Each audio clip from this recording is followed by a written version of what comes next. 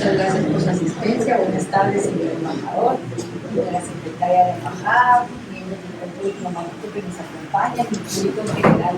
Es un honor para mí estar aquí en la embajada de Rusia nuevamente, hablando de un tema diferente, pero similar a los que hemos tenido otras veces.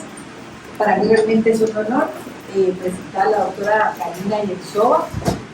Larisa me pidió que contara un poco la razón del por qué de sur a norte tiene que ver con esta actividad. Nosotros en el 2021 a inicios iniciamos unos talleres sobre literatura europea y decidimos iniciar con la literatura clásica de Rusia y tuvimos el acompañamiento de Larisa y otras personas de la embajada y nos dieron unos talleres acerca de Gogol, acerca de Tolstoy, acerca de Dostoyevsky. Luego tuvimos ese encierro forzoso por algunos meses y dejamos de tener actividades presenciales y al fin de año tuvimos uno de Chekhov y de alguien más. Pushkin, de Dostoyevsky. Sí, de Pushkin. Y el año pasado, para celebrar el 200 aniversario de Dostoyevsky específicamente, hicimos un taller específicamente para eso. Además de sur a norte, la embajada nos ha puesto en contacto con la Universidad Estatal Lingüística de Moscú y con los estudiantes de español, los estudiantes rusos, español, les hemos compartido bastante cuentística latinoamericana del siglo XX y XXI y ha sido un intercambio, lo hacemos por Zoom, ha sido un intercambio enriquecedor, explicar a los estudiantes palabras de Chile, palabras de Perú, palabras de Guatemala, palabras de México, y ha sido un intercambio muy rico de clases lindas y muy gratificante para el proyecto y que hoy nos invitaran también, como les digo nuevamente, para mí es un honor presentar a la doctora. Ella es una académica y lingüística rusa especializada en estudios de culturas o lenguas mayas precolombinas. Ella es una epigrafista, ha escrito muchísimos artículos y monografías y el día de hoy ella nos viene a presentar su libro acá en español, El último genio del siglo XX, Yuri Morozov, El destino de un científico. A mí me da muchísima curiosidad lo que ella nos va a compartir, porque imagínense, cuando uno busca la biografía de Morozov, siendo un genio realmente que pocas personas en Latinoamérica conocen, y su contribución a descifrar la lingüística, los temas mayas, sale alumna y colaboradora cercana en esa parte al principio y uno da un clic y puede ver la biografía de la doctora. Entonces realmente los guatemaltecos que estamos aquí invitados, el público en general, sintamos los privilegiados de estar hoy aquí. Así que sin más que decir, porque tengo mucho que aprender hoy, doctora, gracias. Gracias, muchas gracias.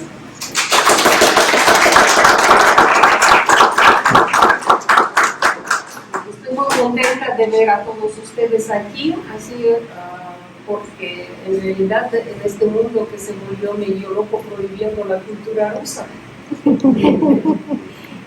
a los gatos rusos también se están prohibiendo. Entonces sí, yo creo que sí es muy importante reunirse, que la gente que todavía tiene su cabeza normal, que no cae en estupideces de esas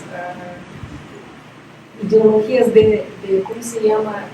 Globalización y tolerancia agresiva.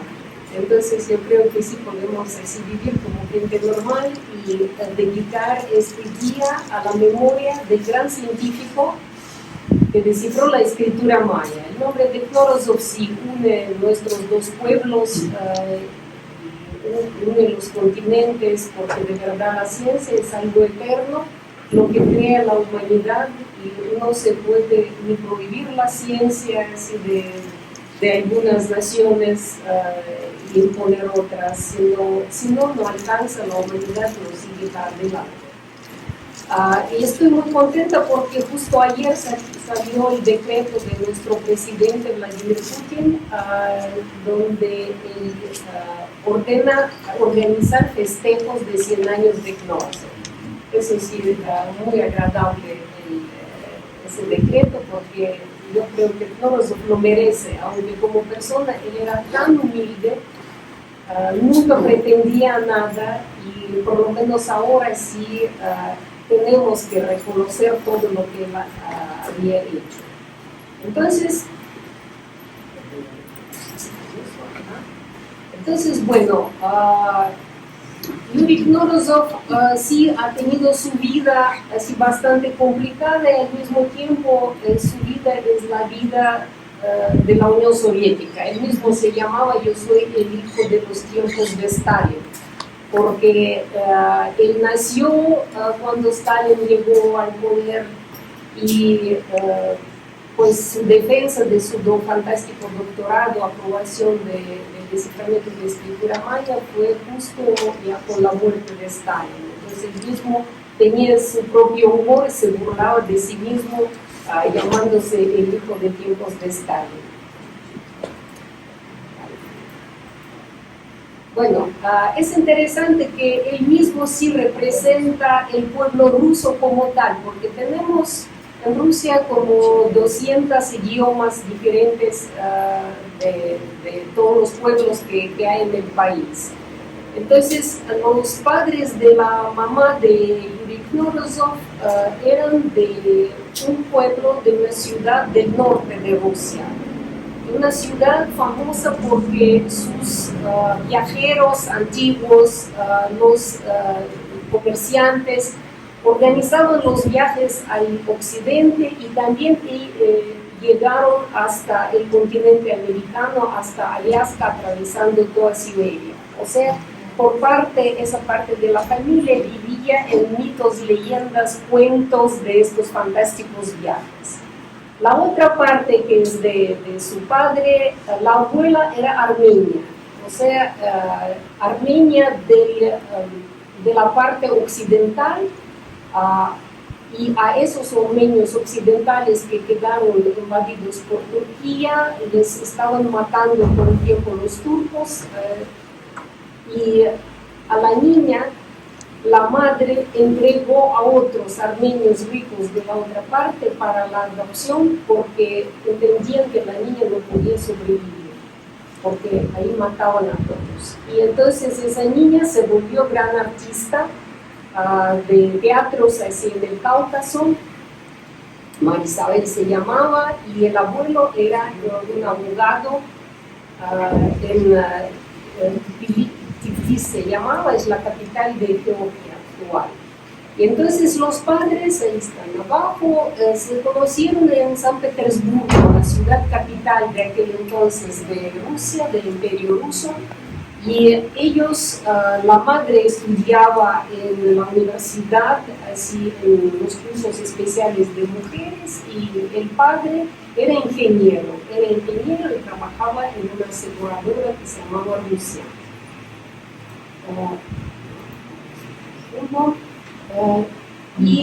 Antes de que haya empezado la Primera Guerra Mundial, al padre lo habían enviado con su familia, porque ya tenían unos hijos, se casaron así como en 1908, mandaron al sur de Rusia a construir los ferrocarriles de Rusia. Eso queda cerca de la ciudad de Kharkov actual.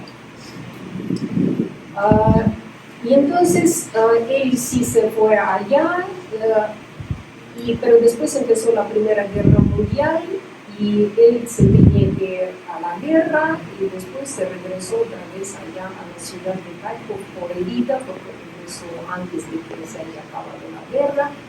Pero mientras todavía andaban de jóvenes en Petersburgo, ellos iban a escuchar unas conferencias de los científicos de la escuela de un psiquiatra famoso ruso, Degtyarev, sobre el desarrollo humano. Entonces, era una cosa fascinante. Él daba incluso recomendaciones de cómo formar a los hijos, cómo educar a los hijos, cómo analizar las capacidades de los hijos y destacar la más, digamos, la mejor para tal o tal niño concreto, para desarrollarla. Y los papás aplicaron ese método. Allá cerca de la ciudad de Kharkov, que es un pueblecito chiquito, Yuzhny, justo era el cruce de ferrocarriles, donde trabajaba el padre.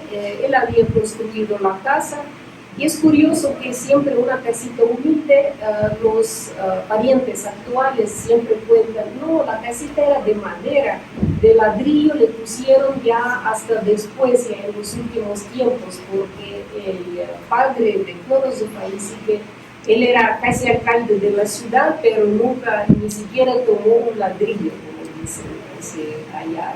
De verdad era una persona excepcional.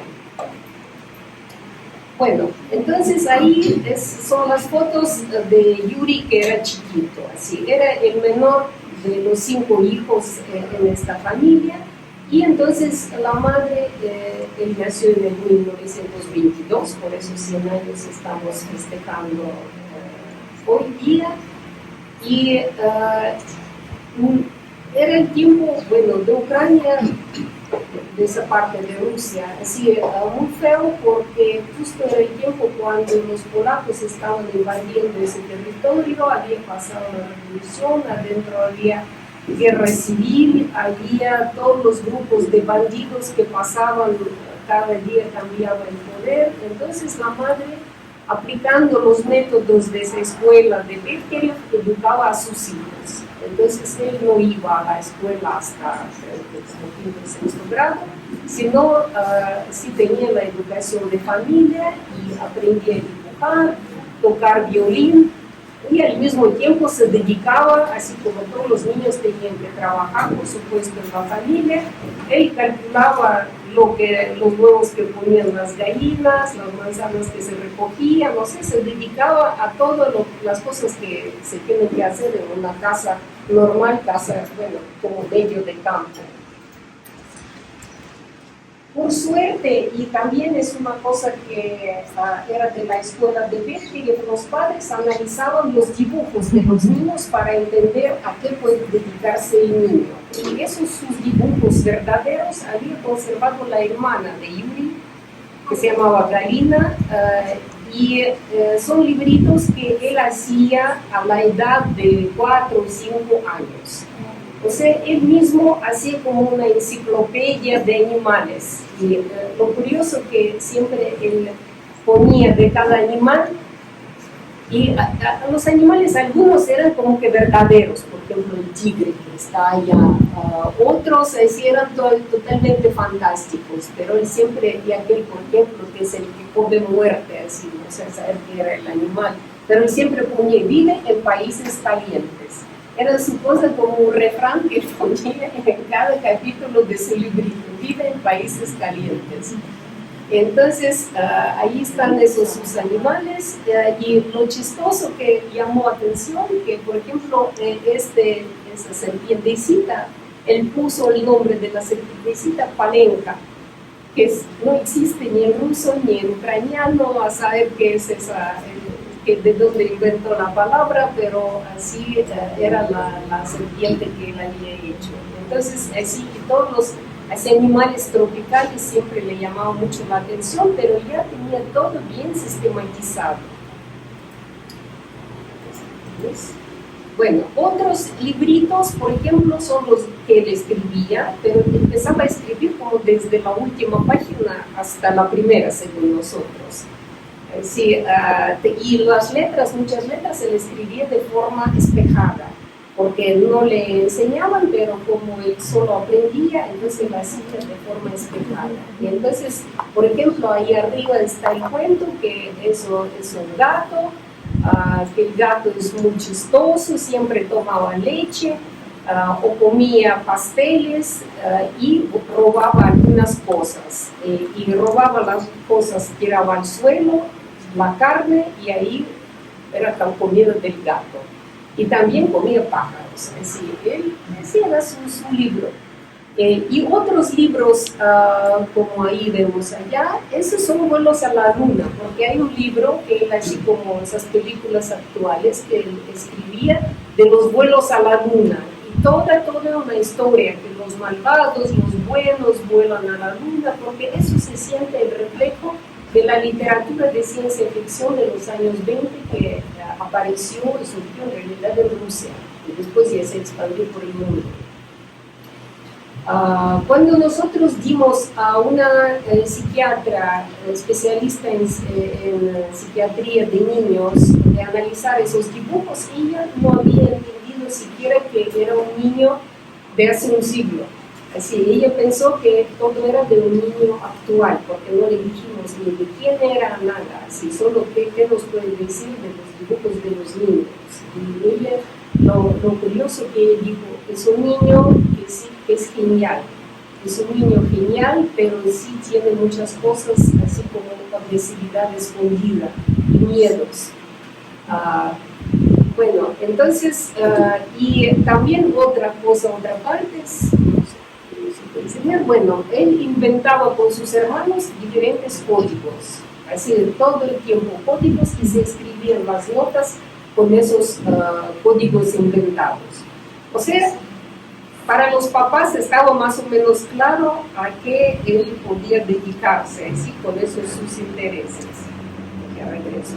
Y tocaba música, tocaba violín. Es la fotografía de un concierto del año 1932, donde él tocó un concierto famoso, así que se daba en las escuelas de música.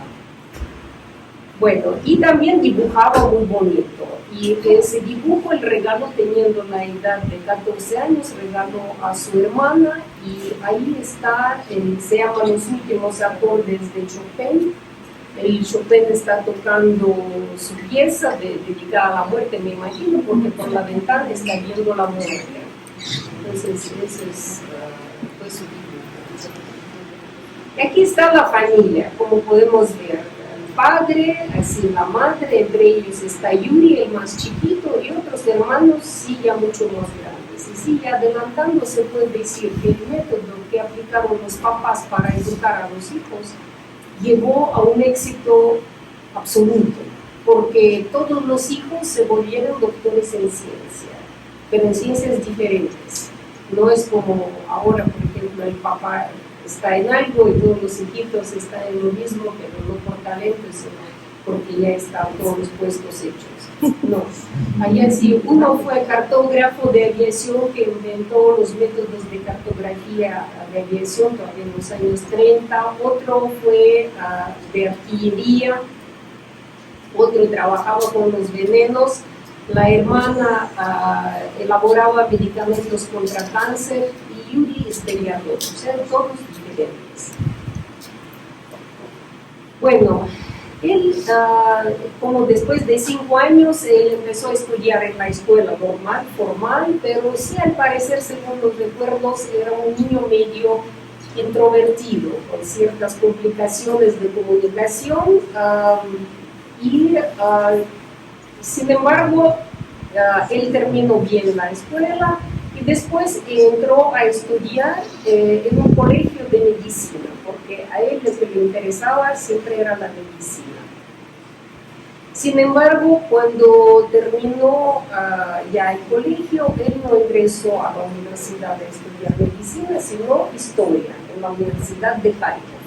Estudió 2 años, en el 41 empezó la guerra, o sea, de la noche que empezaron los bombardeos, los alemanes de las ciudades ucranianas, y a Yuri, como él no era, por su salud, no lo llamaban ni siquiera al ejército, él era así, ¿cómo se llama?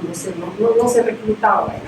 Y lo mandaron como estudiante a hacer trincheras, pero ahí ya no había ni por qué hacer las trincheras, y él, bajo bombardeos, regresó a la casa de sus papás, de su mamá, porque el papá, él dirigía la evacuación de las empresas, porque esta parte de Ucrania es de empresas, así, es industrial, y entonces así el papá se fue por el último tren llevando así las empresas, y Yuri se quedó allá cuidando a la mamá y su hermana, que tenía un hijo chiquito. Entonces Kharkov, los alemanes se destruyeron prácticamente, mucha gente se llevaron a trabajar en Alemania y ocuparon la casa de los Knorozov, y Yuri tenía que con mamá y hermana tenían que vivir como en una bodega fuera de la casa, porque la casa la saquearon los alemanes y vivían ellos allá divirtiéndose, que ahí ponían las armas contra Yuri y su mamá, el niño chiquito, así haciendo como que les están fusilando. Aquí está la caja, así que era famosa caja de los comerciantes del norte del siglo XIX todavía, que tenía como 5 llavecitas, entonces abrías uno así cargadito y entonces se abría el otro, y había que, entonces con el quinto se abría la caja. Aquellos, los alemanes rompieron, no pudieron encontrar cómo entrar, rompieron con un hacha, así encontraron solo las fotos viejas. Entonces, la caja quedó rota hasta que Yuri con sus manos la arregló, la restauró con todos sus candaditos esos. Entonces, así él pasó hasta 1943, o sea, casi 2 años de guerra, un año y medio de guerra, y allá la tropa rusa, soviética, liberó un tiempo Kharkov y él con su mamá y mi hermana se fueron ya a la parte que estaba bajo el control soviético. ¿Sí? Entonces, y allá empezaron a buscar al padre y él llegó hasta la universidad, hasta Moscú, en el mismo año 43, después de tener tifoidea, viviendo, por supuesto, de pobreza, alcanzó a trabajar un poco de profesor, haciendo una escuela de un pueblo. Pero en 43 él entra, encontró al papá y él entra a la Universidad de Moscú, dedicándose a los estudios del chamanismo, de las religiones primitivas, como se llamaba eso. Y porque a él siempre lo que le encantaba y le interesaba cómo funciona el cerebro humano. Entonces se metió a la cátedra de las religiones y su tema era el estudio de los cultos de la Asia. Asia, sí. Entonces, y con una de las expediciones, él se fue allá a Chamonix, así para observar él mismo unos ritos chamánicos que ahí se hacían, que es una cosa también así, la descripción es casi como de una filmación, así como él participó en eso, y al mismo tiempo dijo, bueno, dice, ese chamán no sabía gran cosa, así. Yo cuando me contaba eso, yo no entendía de qué se trata, y después ya aprendí que así él con sus parientes contaron que él mismo tenía unas capacidades de curar, como ahora dicen, comiendo las manos, incluso viviendo en aquella casa, a los vecinos con sus dolores de cabeza, de muelas, venían y él los curaba. Entonces él consideraba que él sí tiene unas capacidades especiales, no sé quién más le confirmó eso, entonces a aquel chamán le pareció mentiroso, aunque sí le había dicho, tú tienes así, 3 hermanos que están en la guerra, pero todos van a regresar, todo va a estar bien, y es cierto, todos regresaron vivos. Entonces, pero de todos modos lo menospreció. Bueno, eran sus profesores, así de que lo apoyaban todo el tiempo, Sergei Tolstov y Sergei Tokarev. Eran los 2 personajes increíbles en la ciencia rusa, porque Sergei Tolstov, sobre todo, fue el fundador así, o creador de la etnografía soviética. Esos eran sus amigos universitarios. A mí me encantan las fotos porque son viejas y la señora, esa Irina que está arriba, se ve muy elegante, así es. Y también me contaba muchas cosas de ese periodo de la vida de Yuri. El otro que es Plungian, Alejandro Plungian, era su amigo en la casa de quien nosotros estábamos discutiendo, Yuri, de problemas de cómo se organiza la sociedad. O sea, eran de verdad todos los personajes eran muy interesantes. Pero lo que sí es importante, que nosotros desde el inicio entendía que lo que importa es el cerebro humano, es la llave de la conducta humana. Entonces todos sus conceptos de cómo construir la idea, o sea, la teoría de la formación de la sociedad, eso hay que partir siempre del cerebro. O sea, la comunicación, la interacción, todo eso así es, está basado en las funciones del cerebro. Bueno, entonces él terminó la universidad. En la guerra él nunca estuvo, por lo mismo de su salud, que nunca lo aceptaron ni siquiera en plena guerra. Y terminó con su tesis de maestría, bueno, lo que corresponde a la maestría actualmente, pero lo que teníamos nosotros se llamaba la especialidad, siempre 5 años y ya. Bueno, terminó con eso, haciendo trabajando el tema de los ritos chamánicos de Shamunadi.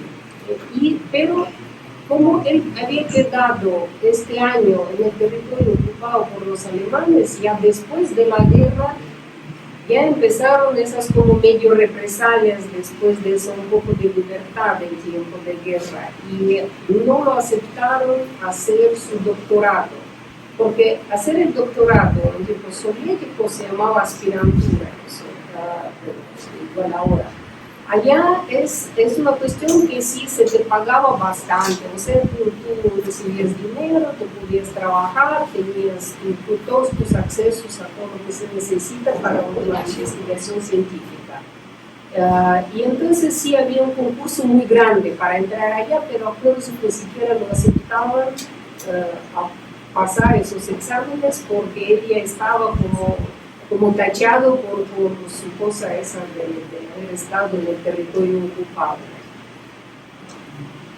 Bueno, es otro tema así también de control, como ahora se ve claramente que muchos de que estuvieron y que de verdad nosotros crecíamos en eso, ¿no? Que era malo el stalinismo, que eran represalias contra la gente. Pero ahora estamos viendo que muchos de esos colaboradores con fascistas que habían dejado libres, que se quedaron en el territorio de Ucrania, después como tumor de cáncer, todo lo transformaron en todo lo que está sucediendo ahora. Entonces, decía yo también como historiadora y como ciudadana, se me están revisando todos los conceptos en los que vivías todo el tiempo, y lo mirabas de un lado y ahora lo miras del otro lado. Bueno, pero Knorozov, claro, no tenía nada que ver con eso, y sus profesores lo mandaron a Leningrado para que él trabaje en el Museo de Etnografía de los Pueblos de la Unión Soviética. O sea, ahí en Leningrado, en Petersburgo, hay 2 museos de etnografía, uno de los pueblos de la Unión Soviética, otro en general, en Euskadi. Entonces, él vivía en ese mismo museo, le dieron un cuartito, así ahí la foto, es toda la foto que ahí se puede meter una mesa, una cama, así, o la misma mesa, y más no había lugar. Estaba viviendo allá y trabajando allá, cuidando la colección de las piezas asiáticas, recolectando alfombra. Muy interesante ver todos esos los documentos de aquel tiempo con lo que él trabajaba. Bueno, pero como ustedes saben, lo principal para él así había sido en cierto momento es el desciframiento de la escritura humana. El desciframiento había sido como parte de esa su teoría global del desarrollo social, porque él decía que lo que puede inventar una mente humana, la otra mente humana tiene que entender. Y así él consideraba que no existen ningunos enigmas en la historia que no se puede descifrar, revelar. Y todavía estando en Moscú, en la universidad, él ya había descifrado la escritura maya, porque en el 48, cuando él terminaba la universidad, su jefe, ese tutor científico, ya había escrito, así que él descifró la escritura maya, tradujo el libro de Diego de Langa, o sea, todo estaba hecho. Pero allá en Leningrado, trabajando en el museo, él seguía, por supuesto, para definir, pulir la teoría del desciframiento y el desciframiento de la escritura maya. Como ustedes saben, a base del desciframiento quedaron los 3 códices mayas. ¿Por qué los códices mayas? ustedes saben que hay monumentos, hay piezas, hay inscripciones en todas partes. Sin embargo, para descifrar una escritura se necesita un texto suficientemente largo, compacto y del mismo periodo. O sea, el texto debe tener no menos de 5.000 siglos. O sea, una vasija o una estela no tendrá 5.000 siglos, no se puede descifrar con eso la escritura. Pero los códices sí, era el único objeto que era más o menos del mismo periodo, o sea, siglo allá 14, 15, 16, bueno, 12, 14 y otro 15, 16, porque las páginas estaban juntas. Eran de lo mismo, el mismo idioma, el mismo periodo y más o menos el mismo contenido. Entonces, Nouruzov se apoyó en el libro de Diego de Landa, la edición en francés, la primera edición que había aparecido en la traducción en francés antiguo. Y él había traducido ese libro de Diego de Landa todavía siendo estudiante de la Universidad de Moscú, porque la Biblioteca Nacional estaba a 100 metros de la facultad donde él estudiaba, era fácil. Entonces, del texto de Diego de Landa, él reveló los 29 signos, ahí están, bueno, no todos por ahí va, así que se podía poner en orden alfabético. Y se vio claramente que el escriba que invitó Diego de Landa, el franciscano, estaba apuntando la denominación de la letra española, o sea, H, o sea, 3 sonidos, es decir, L, E, o sea, y ahí fue el error que no entendían de qué se trataba, porque todos pensaban que era un alfabeto o era una cosa que no tenía sentido. Y sí tenía sentido porque el alfabeto se construía a base de la denominación de las letras españolas.